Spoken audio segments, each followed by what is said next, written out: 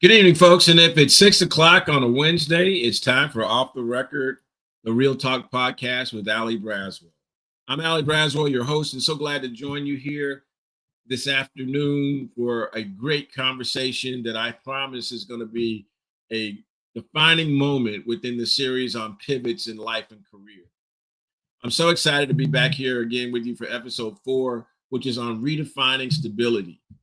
And the big question is comfort holding you hostage? Is being in your current position because of the income and the accolades and the things that you receive holding you hostage from doing what you really are meant to do in life? That passion project, those things that bring you joy and can also pay you very, very well. I'm so excited to be back here and talk with you and share with you that given the challenges that we face today, we can take a hard look at what we call security. And the key thing is, what if the thing that you think is stable is actually holding you hostage? I'm so excited to share with you that my guest today has gone through this challenge, has navigated this journey, and done such an incredible job in learning how what it means to walk away from your comfort zone and move to create change. And I'm talking about none other than number one best-selling picture book creator on the New York Times best-selling list. His work is known widely. If you watch Wakanda Forever, you got to see his work there as the illustrator in putting together that incredible body of work. If you have seen or experienced the 1619 Project, if you've read that book, he's the award-winning world illustrator from that piece of work. But it all started many a year ago when he was still yet a Disney Imagineer, coming from Hampton University into Imagineering, and then going out and doing the Sunday sketches turned into an incredible piece when he put the image of Dr. Martin Luther King inside of a hoodie during the tragic incident of the death of Trayvon Martin. I'm talking about Nikkolas Smith, the artivist. He's going to explain more about what artivism is, but join me in welcoming to Off the Record, Mr. Nikkolas Smith. Hey, Nikkolas, how are you? Ali, doing great. Thank you for having me. Oh man, I just couldn't think of a better person, you know. And folks, we go back. See, he got all his wonderful beard working. I got a mustache. I'm trying to stay up with the, and the key thing is, you get a little gray in there, but I got a whole lot of gray from when we first met. It's coming in. It's coming in. So yeah. You, and so it's so excited to have you here, Nick and Nikkolas, and be able to share in your journey. Your journey has been incredible. To be able to do the things that you have done, coming from Hampton University. But let's take a moment and let's give people an opportunity to know Nikkolas Smith and share a little bit about your Yeah. story with them. Sure. I consider myself an artivist. I'm an artist and an activist. I try to make art that inspires people to make a positive change in the world. Look at the broken bones of the world. It's kind of like that's the core of what I do. Going back to the beginning, I mean, I grew up in Houston, Texas. I was making art all the time. I was never the type of person to say like, "Oh, I want to be an artist when I grow up." I didn't really know what I wanted to do exactly, but I, once it got to the point of like, okay, time to go to college, I went to Hampton University, studied architecture, and that's actually where I found out about imaginations and imagineering, and there's a place that designs theme parks and all these things, and really kind of from there snowballed into the 11-year career doing imagineering, getting to know you, you being one of the first people who like greeted us and showed us, kind of like took us under your wing and became that kind of big brother. And so yeah, just from there, really looking at like just the concept art and design world as a whole, which in a way kind of catapulted me into um, being a full-time artivist. So yeah. Well, there's an image of you as an Imaginations 2007 finalist, and this incredible piece that you can begin to see his artistic qualities here because they put this together themselves, the team, in projecting who they were, and they're standing in the courtyard over at Burbank Studios for Disney. And in that courtyard are the legends of Disney history. And here you have these four incredible young people out of Hampton University representing and being in a design competition. Just to give you a little background, these are the people who Disney went out and sought after to invite them to compete in the Imaginations design competition for the opportunity to win an internship. And as Nick has already shared with you, Nikkolas was one of those who actually got to go into the internship program and then become an Imagineer for over 15 years. And just, I'm so super proud of him. As a big brother, I can't think of anyone more fitting to talk with me and help you understand this piece that we're talking about when it comes to understanding how to move from your comfort zone into what your calling might be. So Nick, let's jump right in, Nicholas, if you would. You started your career as an architect and an Imagineer, no small feat. And I want you to understand, folks, he went from Hampton to Imagineering, okay? And from the outside looking in, you already were in the dream job territory. How did you define stability back then, and how has that definition shifted over time? Yeah, I think, being that that was my first job out of college, that really was the idea of like, this is Disney. This is one of the maybe the biggest entertainment company in the world, and I work there now, and so that like the corporation kind of was that anchor, that stability, and obviously the paycheck that comes with that. And so that was the anchor. It was a dream job. It was designing magical castles and stories and inside the theme park. Um, and so it kind of became that shift of, hey, like this company is the anchor. To eventually I had to look at myself, like what is it that I'm giving to the world, what are my talents, what are my gifts, um and make that the anchor rather than like the corporation. Well, and I think that's the key is you saw where you were, but what was that turning point that said, Nicholas Smith, take your tools from where you're doing the Sunday sketch, now move into your passion. And I think, when we were talking, one of the references you used was an anchor where you were into where you moved to. What was that like? And what made you decide to go off and do something bigger and better in entertainment? Well, I think it was so I was doing the architecture thing full time, 5 days a week, but then I would go home night to weekend to just make art, and just you know really anything that would come to my mind. But also it became looking at what is happening in the world and making art about important things. And so there was a moment actually in 2013 where there was the Trayvon Martin case. He was murdered. His killer was found not guilty. Actually made some art of Dr. Martin Luther King Jr. in a hoodie, talking about his dream of not wanting anybody to be judged for their outward appearance. And that was kind of the moment that just sparked everything. Like that was it was a piece that I just posted just like any other art piece, and then it was shared on, I think Van Jones shared it and it went viral. And then the next day I was on CNN talking about it. And really that became the moment where it's like, okay, like one art piece can transform like how we talk about or see certain things. And, um, you know, people were writing me saying like, oh, I've been looking at black people wearing hoodies in this way all my life, and now it's it's changing from seeing this art piece. And so that was the weekend that the Black Lives Matter movement began.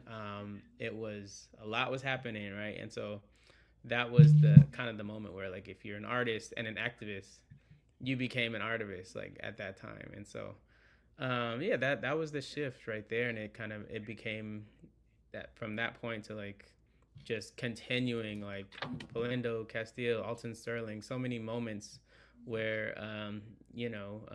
even leading up to obviously like Breonna Taylor, Ahmaud Arbery, so many moments where so many people, black and brown, just disproportionately killed for no other reason than their skin color and the circumstances that they're in and the marginalized situations. And so, just making art about those types of things, important things that we need to talk about.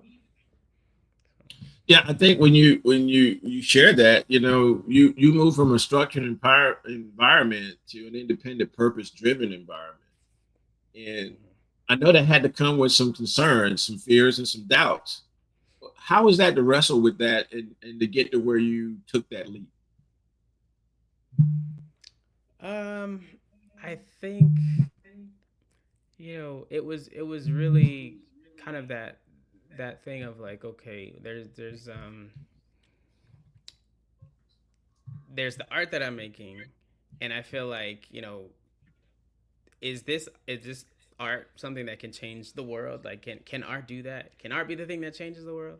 Kind of those questions that we all wrestle. We all have, doubts. When we start to do anything, especially anything creative, like, can this really make a change in the world? That like it has that kind of noble, virtuous core, and can it do that thing? And so that was the question. And then as I started to put it out there into the world, I was getting responses like, yeah, this is actually, the victims of the families were telling me like, this art is important, like it's hanging in our house now. Or this congressman, literally found it on the internet and made a poster, and he's using it on the floor of the house and talking about, police, violence and reform and changing the laws. And so things were starting to pop up where it's like, yes, this actually can do the thing that you wanted to do. So Well, and I think that's so important because at the same time that you put the hoodie out with Dr. King's image in it, I was actually in the CNN studios talking with them as leading the Urban League doing the trademark, and to be able to turn and see this, and wow. they said, "Well, who is Nikkolas Smith?" I'm like, "I know who he is," and I was just blown Wow. away that your work was right here being represented in another facet and being shown. And I think that was when everything took off, and for you to choose artivism over architecture probably wasn't the easiest financial decision, but Yeah. how did you navigate it? What were the key factors that helped you be able to do it? I think, well, I mean, to begin, I feel like, and my wife would probably tell you, like, I didn't have anything really economically or business wise set up in the right way. I didn't really have a decent website at all. I was probably selling my art for 10, $15. I don't know. She came along. She had a vision for everything. Shout out Vanessa, you're amazing. Uh, she's literally like the engine behind all of this stuff that's happening. And so, really, she was like, this what you're creating right now. It is artivism, and you should probably update your website, and you should probably, do all of these business things connected to the art.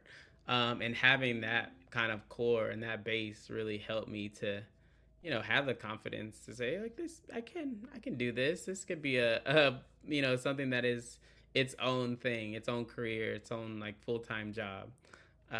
So yeah, just it took a little bit, but I feel like my wife was probably the first one to say like, you should probably quit your full-time job and do this. It's getting I can see it getting, big, so yeah.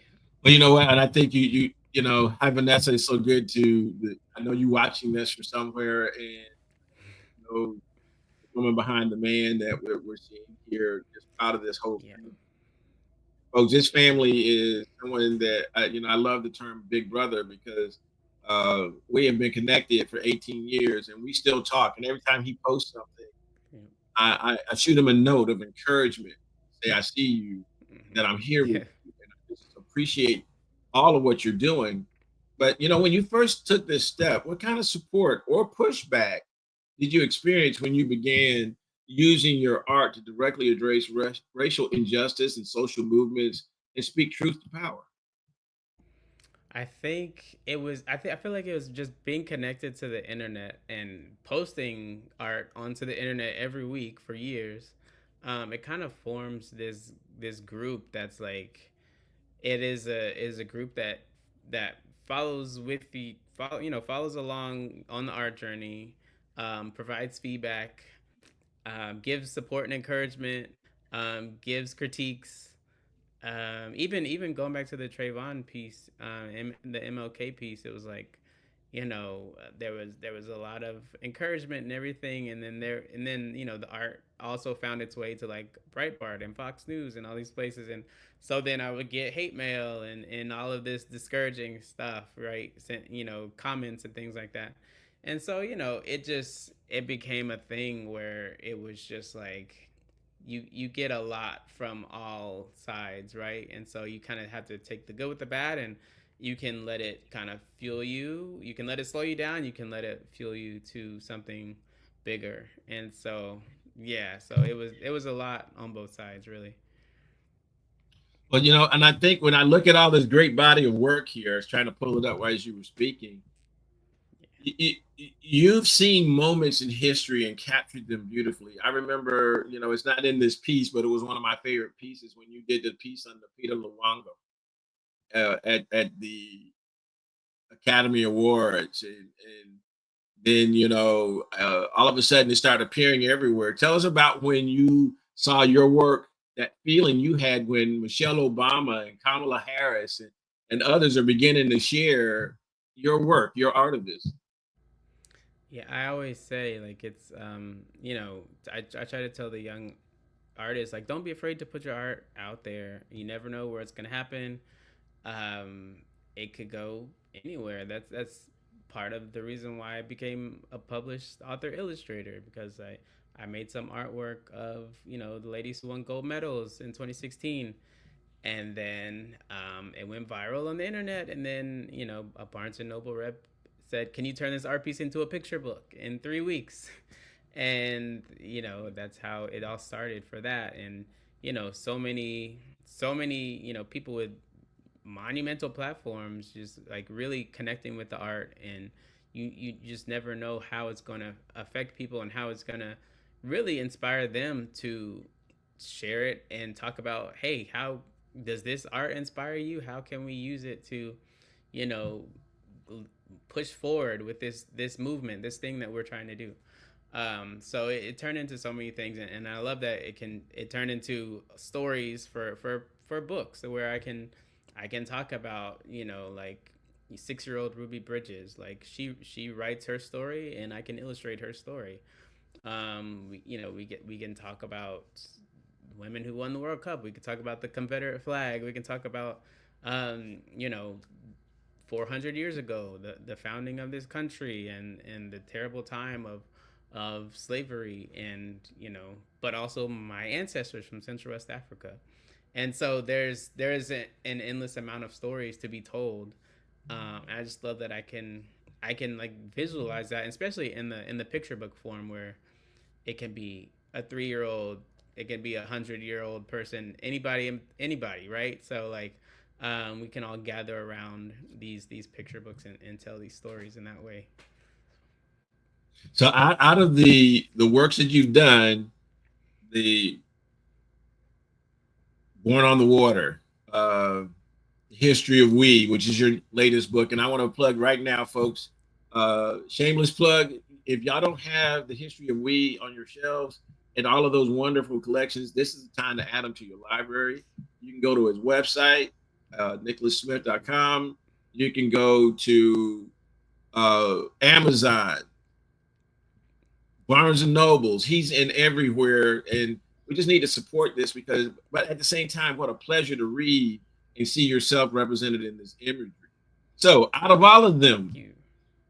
Nicholas, what is your favorite? What is your favorite project?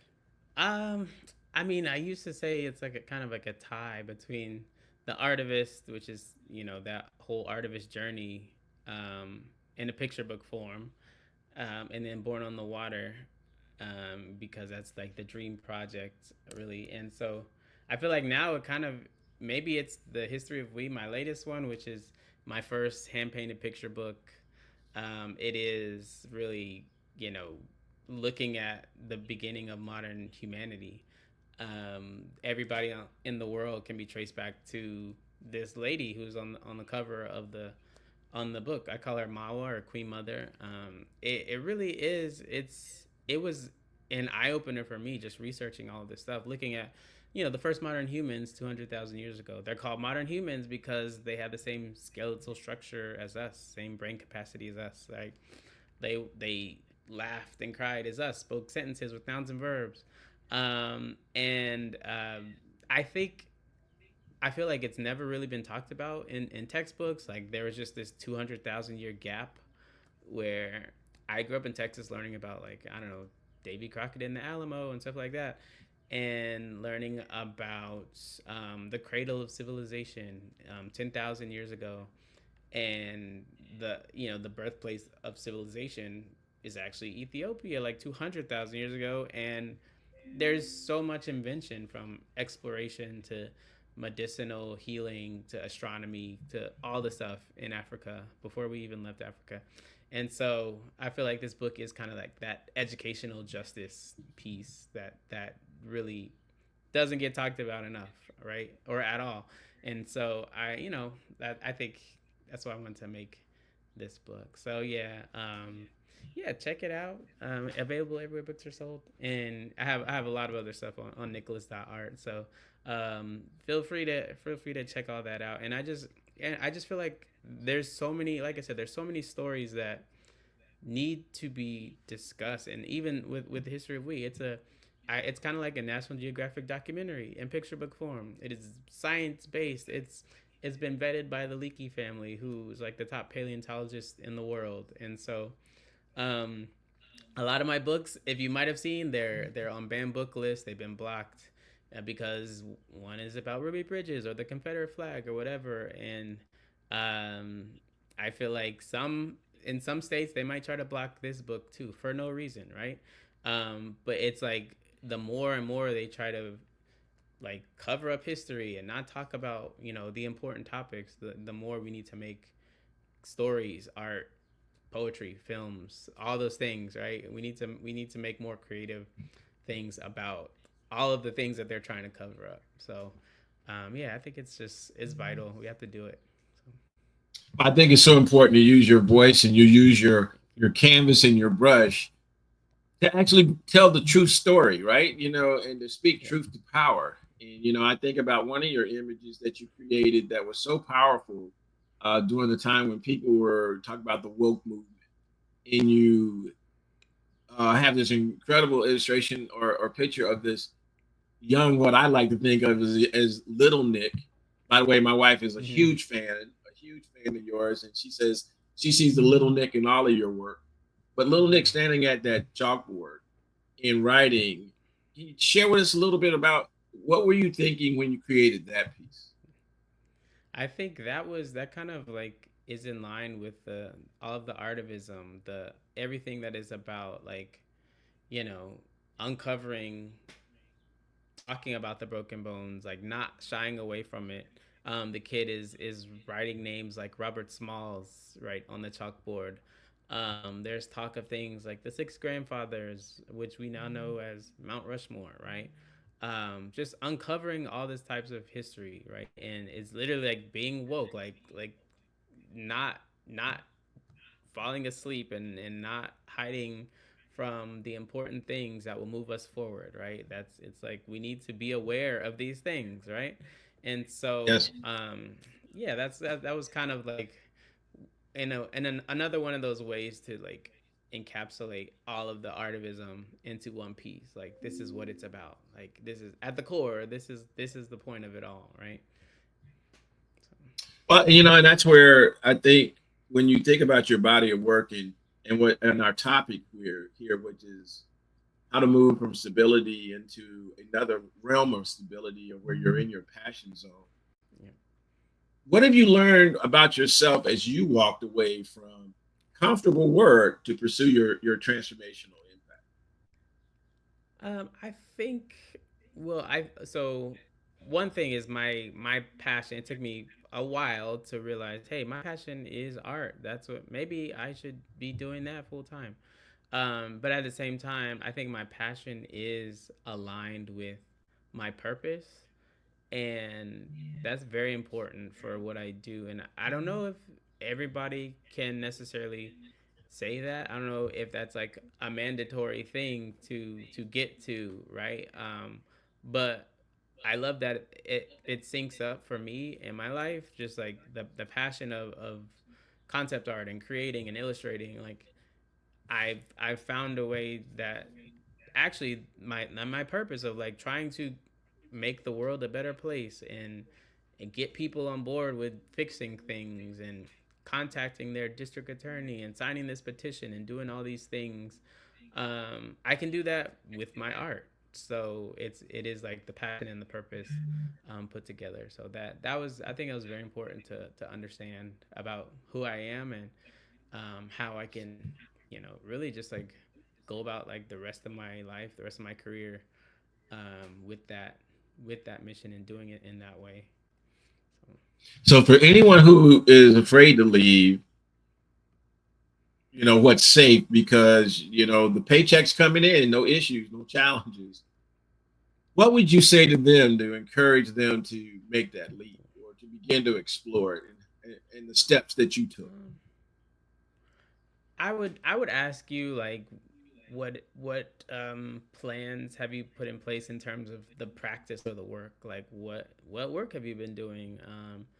Have you been studying? Like I say, like to the young creatives, like emulate the greats. Like have you been looking at who do you feel like is the best in your field, whatever your field is creatively? Usually I talk about creatively, like who is the greatest of all time, who's the goat of that thing, and how did they get to that point, and what kind of work were they making, and just trying to figure out like if you can like lay out a game plan, or hopefully you've already started that. Maybe it's even like a practice. Like for me, it was the Sunday sketches once a week. Just make art once a week, post it. Um, what is that? What is that game plan that you've been laying out? And I think that's one of the biggest kind of kickstarters to getting to the point where you're like, all right, I'm ready to jump into the thing, and I'm confident. I feel like I can do this. But you gotta put in the work first, right? So, So you're an artivist. Your work has been featured in Time magazine. You are on programs, traveling, speaking, talking, things that little Nick may never have thought, or maybe he did envision that he wanted to do. yeah, How do you stay humble and so down to earth? Because I think that's what over the years that I have been so impressed with is you just remain you. How do you do that? yeah. I think for me, it's all about going back to the beginning of how this whole kind of like Sunday sketch artivism journey started, which is go back to the people, go back to, honestly, like the marginalized, the victimized, who is you know connected to these broken bones. There's countless stories. If you turn on the news, there's a lot of stuff happening, right? And so there's a lot that is, there's still a ton of activists posting information, statistics, all these things. They're usually all, almost always, all connected to a person who's affected by that racism or that capitalism or greed or whatever it is, right? So trying to figure out like how I can get back to the people who are affected, and that kind of grounds everything, and it keeps me motivated to make more art and more artivism, and yeah, just going from there. So, You know, it's been powerful to watch you over the last 17, 18 years. Didn't know till I actually saw that photo that you brought up. yeah. So from this beginning to this incredible journey to where you would create a piece that brings and blends together who you are. Before we close, could you share just a little bit about this That. piece that folks, if you go to Disneyland and you go and see the resort, this piece is going to be there. Can you share a little bit about this before we close our session? For sure. That was really a full circle moment right here. I had, I was contacted by my former architecture employees at Imagineering, who I was in architecture for 11 years. And now that I'm freelance and doing my own thing, they kind of reached back and were like, hey, can we pull you in for one more project? And it was this designing kind of this focal point tower for the new downtown Disney area in Anaheim. And really, it is a commemoration to. It's called Legacy Tower. It's a commemoration to um, these five black architects from the 1950s and 60s, and Paul Revere Williams, Garrett, Seeley, Kennard, some of the best who they never really got credit for the work that they did, and they got half the pay for twice the amount of work, and so you'll see like a half doorway. And you'll see all of their patterns in, I kind of like broke down all of their designs and made a pattern language that flows up the tower. So as you're going by, you might see a cool tower. But if you ask a cast member about it, maybe you might learn about like this actual rich history.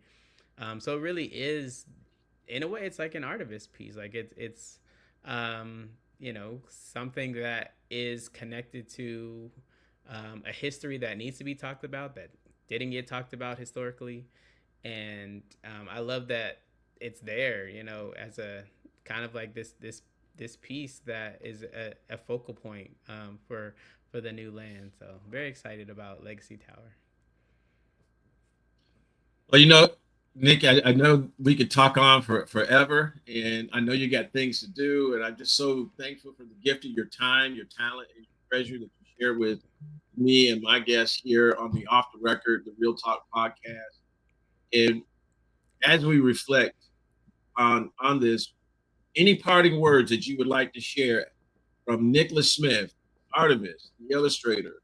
I'm gonna call him my little brother, or I would call you nephew, but we're gonna say brother because of our closeness. But what would you share with others that are looking on how to make those pivots and move to the next level and embrace their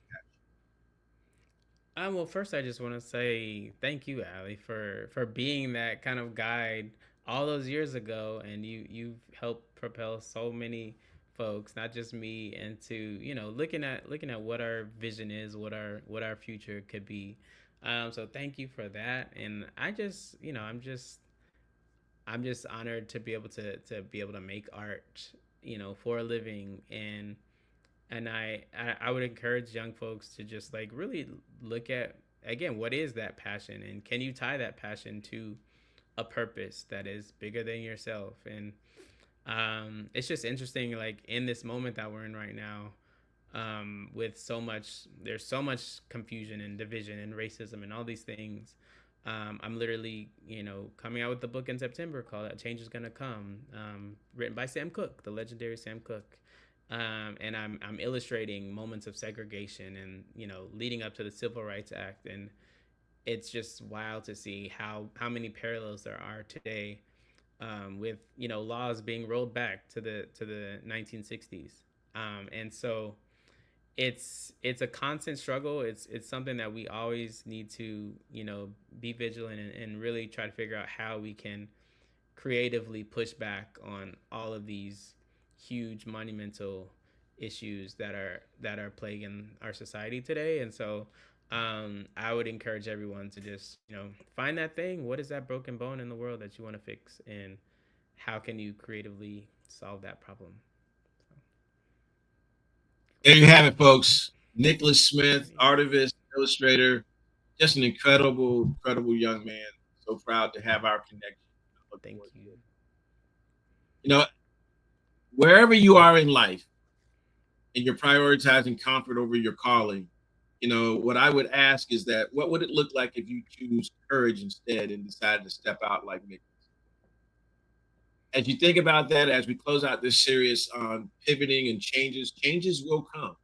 But if we plan and we execute and we follow our passion, you know, our dreams are endless.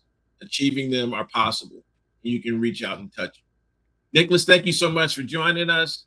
Folks, Thank don't you. forget to tune in again next Wednesday at 6 p.m. because if it's 6 p.m. on a Wednesday, it's Off the Record, the Real Talk podcast with Ali. We'll be moving into relationships next, talking about, for example, how this relationship started years ago and has grown into what it is today. Thank you so much for joining us. Look forward to seeing you again on Off the Record, the Real Talk podcast.